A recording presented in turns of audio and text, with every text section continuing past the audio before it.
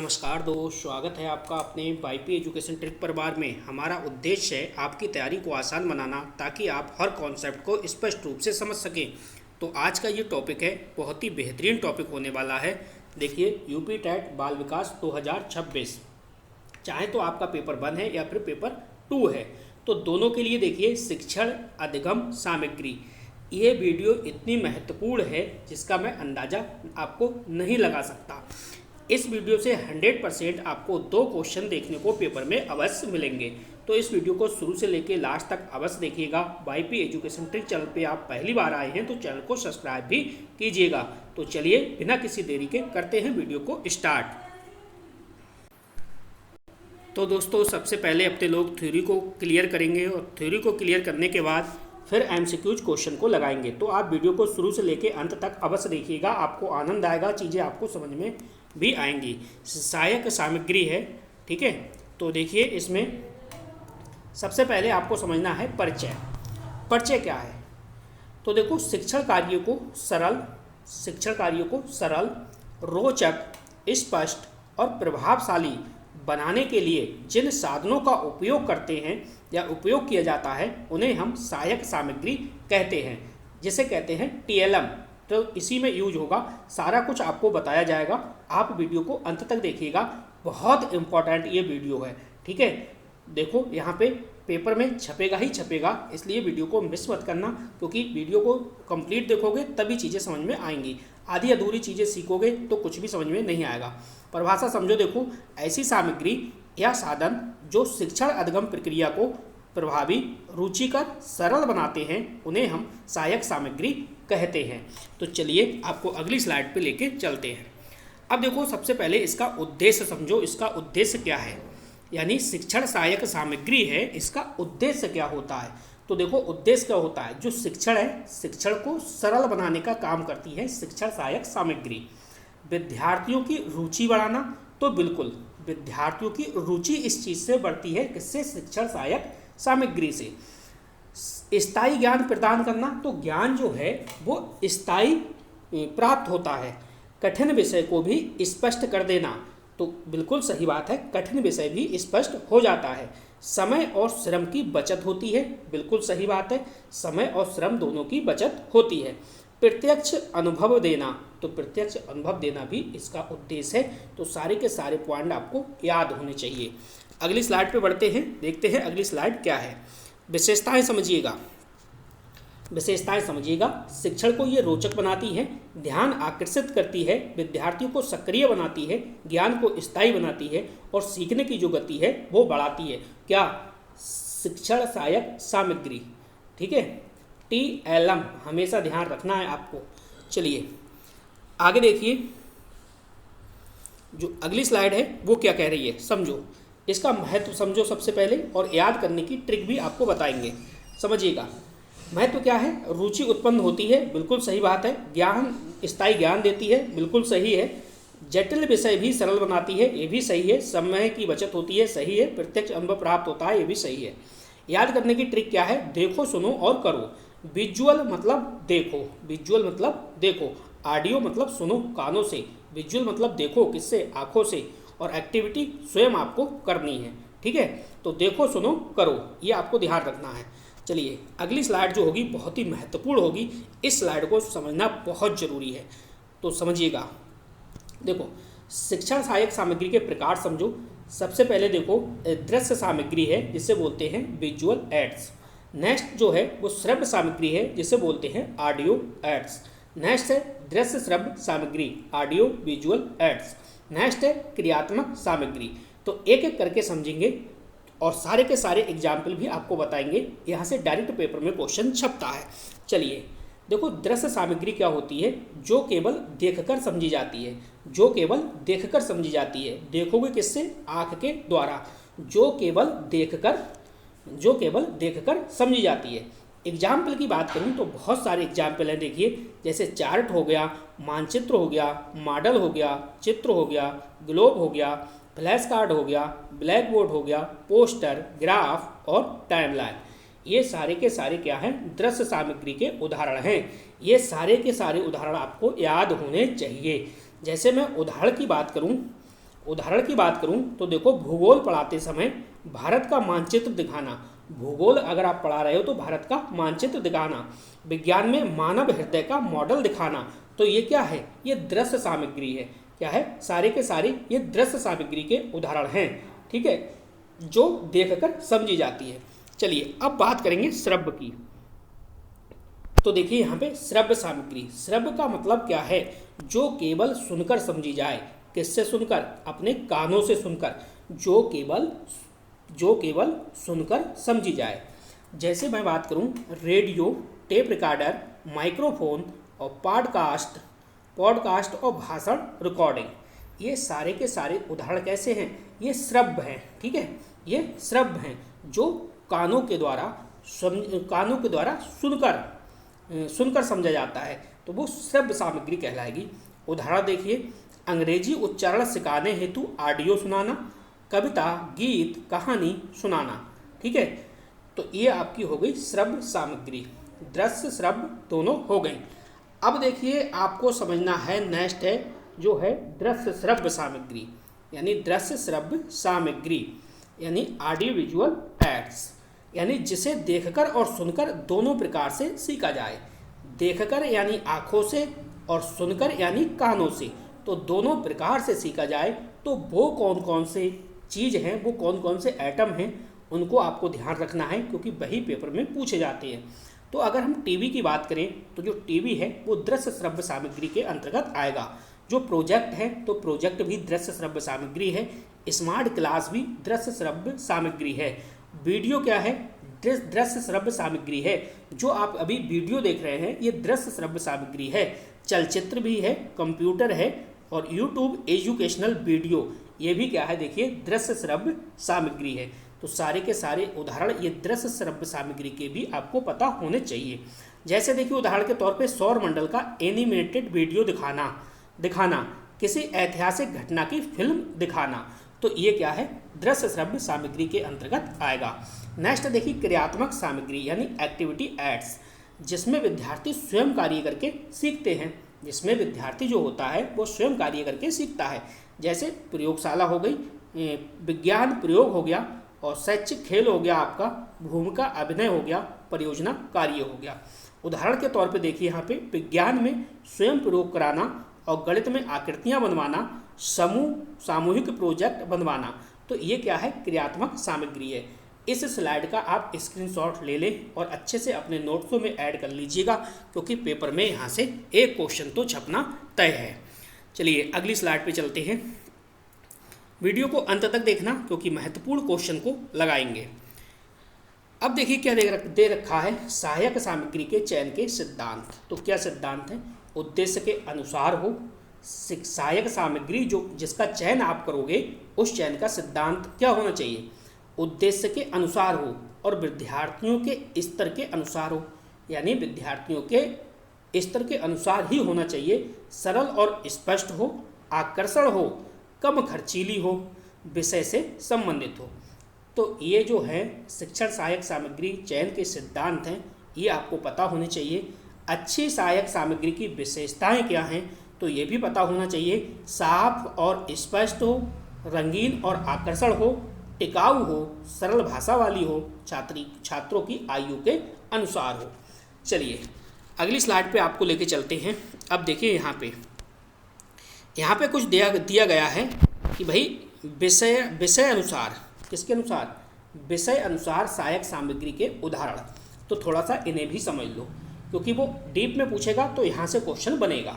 जैसे भूगोल की बात करें तो भूगोल में सहायक सामग्री कौन सी यूज होगी, मानचित्र होगा, ग्लोब होगा और चार्ट होगा।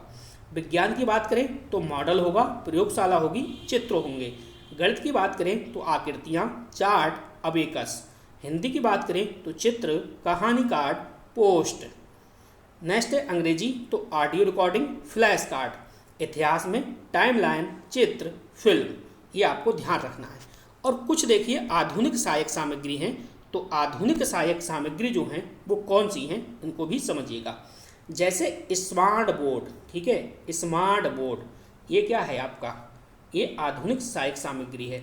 डिजिटल बोर्ड, डिजिटल क्लास, ये क्या है, ये भी आपकी आधुनिक सहायक सामग्री है पीपीटी हो गई, ऑनलाइन वीडियो हो गया, ई कंटेंट हो गया और मोबाइल ऐप हो गए। ये सारे के सारे क्या है, आधुनिक सहायक सामग्री हैं। चलिए अगली स्लाइड पे लेके चलते हैं। अब देखो कुछ सीमाएं और महत्वपूर्ण बातें। चलिए सीमाएं यानी दोष। अब इसके दोष क्या है, देखो अधिक खर्चीली होती है, बिल्कुल सही बात है भाई, अधिक खर्चीली तो होती ही है। बिजली पर निर्भरता रहती है, बिल्कुल बिजली पर निर्भरता रहेगी। विद्यार्थी सभी विद्यालयों में उपलब्ध नहीं होती है, ये भी सही है। गलत उपयोग से छात्रों का ध्यान भी भटक जाता है, तो ये भी सही है। चलिए महत्वपूर्ण बातें समझिएगा। महत्वपूर्ण बातें क्या हैं, तो महत्वपूर्ण बातें ये हैं, सहायक सामग्री शिक्षण को बाल केंद्रित बनाती है। क्या है, सहायक सामग्री शिक्षण को बाल केंद्रित बनाती है। एडगर डेल का कोन ऑफ एक्सपीरियंस बहुत महत्वपूर्ण है। ऑडियो विजुअल एड्स को शिक्षण का आधुनिक साधन माना गया है, ये भी बात ध्यान रखनी है। और एनसीईआरटी गतिविधि आधारित एवं अनुभवात्मक शिक्षण पर क्या है, बल देती है। ये पॉइंट आपको नोट करना है। तो चलिएगा महत्वपूर्ण क्वेश्चन को लगाते हैं। तो पहला क्वेश्चन आपकी स्क्रीन पर है, क्वेश्चन को देखिएगा। शिक्षण सहायक सामग्री का मुख्य उद्देश्य क्या है, अनुशासन बनाए रखना, जी नहीं। अधिगम को प्रभावी एवं रुचिकर बनाना, ये सही है। परीक्षा लेना, जी नहीं। गृह कार्य देना, बिल्कुल नहीं। अधिगम को प्रभावी एवं रुचिकर बनाने के लिए ही शिक्षण सहायक सामग्री का यूज किया जाता है। इससे जो बच्चे हैं, बच्चे लंबे समय तक याद रख पाते हैं। चलिए अगला दूसरा क्वेश्चन ये कह रहा है भाई, आप ये बताओ निम्न में से कौन सी शिक्षण सामग्री सहायक सामग्री का गुण नहीं है। जो नहीं है वो आपको बताना है। तो देखो यहाँ पे ध्यान से समझना। स्पष्टता है, बिल्कुल सही है, आप कहोगे है। उपयुक्तता है, आप कहोगे ये भी है। जटिलता है, आप बताओ क्या चीज़ें शिक्षण सामग्री आप जटिल रख दोगे तो क्या बच्चे खुश होंगे, या फिर खुश होने के साथ साथ क्या वो सीख पाएंगे, नहीं, वो भ्रमित हो जाएंगे, कुछ भी समझ में उनके नहीं आएगा। आकर्षकता, ये आपका सही है। तो देखो मैं आपको एक बात सही से बता दूं, टीएलएम हमेशा सरल होना चाहिए, स्पष्ट होना चाहिए, आकर्षण होना चाहिए। यदि सामग्री अत्यधिक जटिल होगी तो जो छात्र हैं वो भ्रमित हो जाएंगे। ये बात आपको ध्यान में रखनी है। अगला क्वेश्चन देखिए। अगला क्वेश्चन क्या कह रहा है, क्वेश्चन को ध्यान से समझिएगा। क्वेश्चन कह रहा है, करके सीखना सिद्धांत को सर्वाधिक प्रभावी बनाने में कौन सी सहायक सामग्री होती है, पाठ्य पुस्तक, मॉडल, ब्लैक बोर्ड या फिर व्याख्यान, बताइएगा। देखो ध्यान से समझिएगा, क्वेश्चन नंबर 3 का जवाब। करके सीखने की बात हो रही है तो देखो मॉडल, इसको ध्यान से देखिएगा, बी ऑप्शन को। मॉडल वास्तविक वस्तुएं और प्रयोगात्मक सामग्री को छात्र स्वयं अनुभव करने का अवसर देती है। इससे जो अधिगम है ना, ये क्या होगा, स्थायी बनाती है। तो इसमें पाठ्य पुस्तक सही नहीं होगा, ब्लैक बोर्ड बिल्कुल नहीं, व्याख्यान बिल्कुल नहीं, मॉडल बिल्कुल सही ऑप्शन है। अगला देखिए, ऐसे ही क्वेश्चन आपसे पेपर में पूछे जाएंगे। क्वेश्चन कह रहा है, निम्न में से श्रव्य दृश्य साधन कौन सा है, रेडियो है, चार्ट है, टेलीविजन है, मानचित्र है। तो आपका जवाब क्या होगा, दृश्य श्रव्य की बात कर रहा है, रेडियो है नहीं क्योंकि रेडियो तो श्रव्य है। चार्ट आपका दृश्य है, ये होगा नहीं। मानचित्र आपका दृश्य है। लेकिन जो टेलीविज़न है, क्या है, टेलीविज़न है, ये श्रव्य दृश्य साधन में सुनने और देखने दोनों का अवसर मिलता है, इसलिए टेलीविज़न हुआ, वीडियो, ये क्या है, आपके दृश्य श्रव्य है। नेक्स्ट देखिए, जो अगला क्वेश्चन है, अगला क्वेश्चन क्या कह रहा है, डेल है। डेल के अनुभव शंकु के अनुसार सबसे स्थायी जो अधिगम है, सबसे स्थायी जो अधिगम है वो किससे प्राप्त होता है, ये कह रहा है। तो पढ़ने से होगा, सुनने से होगा, प्रत्यक्ष अनुभव से होगा, चित्र देखने से होगा। पढ़ने से नहीं होगा, सुनने से नहीं होगा, चित्र देखने से नहीं होगा, किससे होगा, प्रत्यक्ष अनुभव से होगा। प्रत्यक्ष अनुभव से होगा, क्योंकि प्रत्यक्ष अनुभव से प्राप्त ज्ञान सबसे अधिक समय तक स्मृति में रहता है, क्योंकि छात्र जो है वो स्वयं क्रिया करके सीखता है। अगला क्वेश्चन ध्यान से समझिएगा। क्वेश्चन है, शिक्षण सहायक सामग्री के चयन में सबसे महत्वपूर्ण जो आधार है वो क्या होना चाहिए, शिक्षक की रुचि, विद्यार्थियों की आवश्यकता, विद्यालय की प्रतिष्ठा और परीक्षा परिणाम। बताइएगा क्वेश्चन नंबर 6 का सही जवाब क्या होगा। देखो ध्यान से समझिएगा, क्वेश्चन नंबर 6 को आप ध्यान से समझिएगा। देखो सामग्री का चयन जो है वो विद्यार्थी की आयु, आवश्यकता, रुचि और स्तर के अनुसार होना चाहिए ना।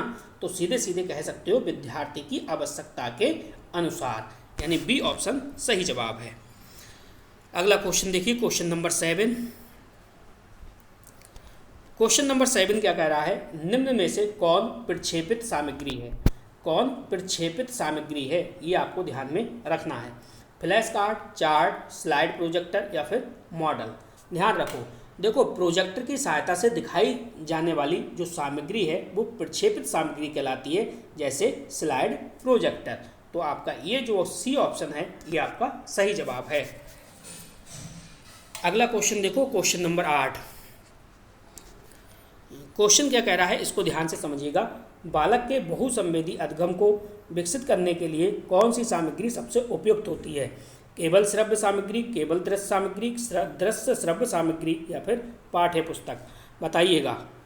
तो आपका जवाब क्या होगा, यानी श्रव्य और दृश्य सामग्री सही है, क्योंकि श्रव्य दृश्य सामग्री एक साथ कई इंद्रियों को सक्रिय करती है, जिससे सीखना जो है वो अधिक प्रभावी हो जाता है। अगला क्वेश्चन देखो, क्वेश्चन नंबर 9। क्वेश्चन कह रहा है शिक्षण सहायक सामग्री का उपयोग कब किया जाना चाहिए? केवल पाठ के अंत में, केवल पाठ के अंत में, केवल शुरुआत में, आवश्यकता अनुसार, संपूर्ण शिक्षण प्रक्रिया में, केवल मूल्यांकन के समय? तो ध्यान रखो ध्यान से, आवश्यकता के अनुसार पाठ की शुरुआत, मध्य और अंत तीनों चरणों में किया जा सकता है। तो क्या है, आवश्यकता के अनुसार संपूर्ण शिक्षण प्रक्रिया में। ये सी वाला ऑप्शन सही है। अगला क्वेश्चन देखिए, क्वेश्चन नंबर 10। तो क्वेश्चन कह रहा है निम्न में से कौन सा अप्रक्षेपित दृश्य साधन है? तो कौन सा है? OHP है, स्लाइड है, चार्ट है या फिर फिल्म है? तो देखो चार्ट, ये आपको बता दें, चार्ट हो गया, मानचित्र हो गया, मानचित्र हो गया, या फिर आपका ये मॉडल हो गया। क्या मॉडल हो गया? ये किसी भी यंत्र के उपयोग किए जाते, ये आपको बता दें, चार्ट, मानचित्र, मॉडल आदि बिना किसी यंत्र के उपयोग किए जाते हैं, इसलिए ये अप्रक्षेपित साधन है। ठीक है, तो यहाँ पे जो है वो सी ऑप्शन सही होगा। चलिए अगला क्वेश्चन, क्वेश्चन नंबर 11 क्या कह रहा है, समझो। TLM का निर्माण करते समय किस सिद्धांत का पालन करना चाहिए? सरल से जटिल, ज्ञात से अज्ञात, मूर्त से अमूर्त, उपयुक्त सभी? तो ध्यान रखना चाहिए आपको, सरल से जटिल, ज्ञात से अज्ञात तथा मूर्त से अमूर्त जैसे शिक्षण सिद्धांतों का पालन करना चाहिए। सरल से जटिल भी सही है, ज्ञात से अज्ञात भी सही है, मूर्त से अमूर्त भी सही है। तो डी ऑप्शन हमारा यहाँ पे सही जवाब होगा। चलो अगला क्वेश्चन देखो, क्वेश्चन नंबर 12। क्वेश्चन आपसे क्या कह रहा है, राष्ट्रीय शिक्षा नीति 2020 में TLM के संबंध में किस पर बल दिया गया है? तो किस पर बल दिया गया है? क्या रटने पर है? बिल्कुल नहीं है। अनुभवात्मक अधगम पर है? बिल्कुल सही है। केवल परीक्षा पर? जी नहीं। केवल पाठ्य पुस्तक पर? बिल्कुल नहीं। बी ऑप्शन आपका सही है, क्योंकि अनुभवात्मक एवं गतिविधि आधारित अधगम पर विशेष बल दिया गया है, ताकि छात्र जो है वो सक्रिय रूप से सीख सकें। चलिए अगला क्वेश्चन देखो, क्वेश्चन नंबर 13। क्वेश्चन कह रहा है कौन सी सामग्री सामाजिक विज्ञान में शिक्षण में स्थानिक बोध विकसित करने के लिए कौन सा साधन जो है वो उपयोगी है? इस प्रकार से समझना, चार्ट है, मानचित्र है, रेडियो है या मॉडल है? देखो सामाजिक विज्ञान की यहाँ पे बात हो रही है, तो देखो मानचित्र जो है वो विद्यार्थियों को स्थान, जो मानचित्र है आपका, ये विद्यार्थियों को क्या है, स्थान है, ठीक है, दिशा है, स्थान दिशा हो गया, आपकी दूरी हो गई, दूरी, और भौगोलिक स्थिति को समझने में सहायता करता है। तो आपका क्या है यहाँ पे बी ऑप्शन सही जवाब होगा। चलिए क्वेश्चन नंबर 14 को समझिएगा। क्वेश्चन क्या कह रहा है, कम लागत और स्थानीय संसाधनों से निर्मित सामग्री का प्रमुख लाभ जो है वो क्या है? तो महंगी होती हैं, छात्रों की सहभागिता बढ़ाती हैं, समय नष्ट करती हैं या फिर अनुपयोगी होती हैं। तो देखो ऐसी सामग्री जो है वो कम खर्च में बनती हैं और बच्चों की सहभागिता तथा रचनात्मक को क्या है, बढ़ाती हैं। तो आपका छात्रों की जो सहभागिता है ये बढ़ाती हैं। बी ऑप्शन सही जवाब है। अगला क्वेश्चन देखिए, क्वेश्चन नंबर 15। क्वेश्चन क्या कह रहा है, क्वेश्चन को ध्यान से समझो और वीडियो को लाइक करो। वीडियो को अपने सभी दोस्तों में शेयर करिएगा। प्लेलिस्ट मैंने आपको बना दी है, प्लेलिस्ट से आपको पढ़ाई करनी है। ठीक है, आप हमारे टेलीग्राम चैनल से भी जुड़ सकते हैं और व्हाट्सएप ग्रुप से भी जुड़ सकते हैं। रोज़ाना हम 40 से 50 क्वेश्चन आपको डाल देते हैं। पीडीएफ या इमेज टाइप के 40 से 50 क्वेश्चन हम रोज़ाना आपको व्हाट्सएप ग्रुप में और आपके टेलीग्राम चैनल पे डाल रहे हैं, तैयारी जिससे आपकी मजबूत हो जाएगी। ब्रूनर के अनुसार अधिगम का कौन सा स्तर मॉडल एवं वास्तविक वस्तुओं से संबंधित है? प्रतीकात्मक, सक्रिय, चित्रात्मक या फिर भाषिक? ध्यान देना है, क्वेश्चन नंबर 15 का सही जवाब देना है। तो देखो, ब्रूनर के अनुसार की बात हो रही है तो सक्रिय यानी इनएक्टिव स्तर पर बालक क्रिया और अनुभव के माध्यम से सीखता है, यानी बी ऑप्शन इसका बिल्कुल सही जवाब होगा। चलिए अगला क्वेश्चन देखो, क्वेश्चन नंबर 16। क्वेश्चन कह रहा है शिक्षण सामग्री का अत्यधिक उपयोग किस समस्या को जन्म दे सकता है? तो किस समस्या को जन्म दे सकता है बताओ? ध्यान भंग होना, सीखने की गति बढ़ना, रुचि बढ़ाना, स्मृति में वृद्धि। तो ध्यान रखो मेरे दोस्तों कि यदि सामग्री आवश्यकता से अधिक प्रयोग की जाए तो छात्रों का मुख्य विषय से ध्यान जो है हट जाता है, यानी ध्यान भंग होना। ए ऑप्शन आपका सही है। चलो क्वेश्चन नंबर 17। यहाँ पे ध्यान से समझो, समावेशी शिक्षा में जो टीएलएम है, टीएलएम का उपयोग मुख्यतः किसके लिए किया जाता है? केवल मेधावी बच्चों के लिए, व्यक्तिगत विभिन्नताओं को ध्यान में रखते हुए, अनुशासन हेतु, परीक्षा हेतु? आप कहोगे सर बी ऑप्शन बिल्कुल सही जवाब है। चलिए अगला क्वेश्चन देखो, क्वेश्चन नंबर 18। क्वेश्चन कह रहा है फ्लैश कार्ड का प्रयोग विशेष रूप से किसके विकास में सहायक है? शब्द पहचान, प्रयोगशाला कौशल, खेल कौशल या फिर शारीरिक कौशल? सही जवाब आपको देना है। देखो यहाँ पे ध्यान से समझो, फ्लैश कार्ड जो है वो शब्द पहचान, ये जो फ्लैश कार्ड है ना, फ्लैश कार्ड जो है वो दोस्तों शब्द पहचान, भाषा विकास और स्मरण शक्ति को मजबूत करता है। किस किस को? शब्द पहचान, ध्यान रखो क्या है, शब्द पहचान कौमा भाषा, शब्द पहचान कौमा भाषा विकास और आपका स्मरण शक्ति। ठीक है, स्मरण शक्ति इनको क्या है मजबूत करने में सहायक करती है। तो आपका ए ऑप्शन यहाँ पे सही जवाब होगा। क्वेश्चन नंबर 19 को ध्यान से समझिएगा। क्वेश्चन नंबर 19 क्या कह रहा है? शिक्षण सहायक सामग्री का प्रभावी उपयोग किस सिद्धांत से संबंधित सर्वाधिक संबंधित है? सक्रिय अधिगम है, दंड सिद्धांत है, परिपक्वता सिद्धांत है या फिर अनुशासन सिद्धांत है? देखो, सक्रिय जो अधिगम है, सक्रिय शिक्षण सहायक सामग्री का जो प्रभावी उपयोग है सिद्धांत, तो ये सक्रिय अधिगम से रिलेटेड है। ठीक है, सक्रिय अधिगम सिद्धांत के अनुसार छात्र जो है वो स्वयं भाग लेकर सीखता है। टीएलएम इसी सिद्धांत को क्या है मजबूत बनाती है, ये आपको ध्यान में रखना है। Question number 20। निम्न में से कौन सा कथन शिक्षण सहायक सामग्री के संबंध में सही है? यह शिक्षक का स्थान ले सकती है, यह केवल प्राथमिक स्तर पर उपयोगी है, यह शिक्षण को अधिक प्रभावी बनाती है, इसका उपयोग समय की बर्बादी है। तो दोस्तों ये क्या है, ये शिक्षण को अधिक प्रभावी बनाती है। सी ऑप्शन बिल्कुल सही जवाब है। तो कमेंट करके बताइएगा आप आज की वीडियो आपको कैसी लगी। वीडियो देखने के लिए आपका बहुत बहुत धन्यवाद। मिलते हैं नेक्स्ट वीडियो में। Thank you.